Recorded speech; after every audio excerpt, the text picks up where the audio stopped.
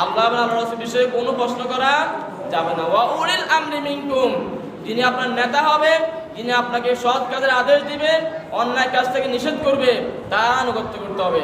নেতা যদি আপনার গোমরা হয়ে যায়, হয় কি না? বলেন না, হয় কি না? যত বড় হুজুর হোক না কেন, পীর সাহেব হোক না কেন, যে কোনো সময় সেই ঈমান হারা হতে পারে, যে কোনো সময় সেই গোমরা হতে পারে, যে কোনো সময় সেই শয়তানের পথ অনুসরণ করে গোমরায় দিয়ে যেতে পারে। তখন আপনি ওই নেতাকে কি বাদ দিবেন? ওই নেতাকে কি, ওই নেতা থেকে আপনাকে মুক্তি নিতে হবে, ঠিক কিনা? নেতা যতক্ষণ আপনার কোরআন এবং হাদিস থেকে কথা বলবে, কোরআন এবং হাদিস মতো থাকবে, ততক্ষণ ওই নেতার কথা মানে আপনার জন্য ফরজ, ঠিক কিনা? এখন নেতা একটা অন্যায় করছে, আপনি সেটাকে কি অন্যায় মনে করেন। দেখা যাচ্ছে আপনার মধ্যে এরকম হাজার অন্যায় আছে কি না? আপনার দলের লোক হাজার অন্যায় করে কি না? করে কি না? বলেন না, করে কি না? অহরার করে, আপনি সেটাকে অন্যায় মনে করেন না। আছে কিনা? এরকম আছে কিনা?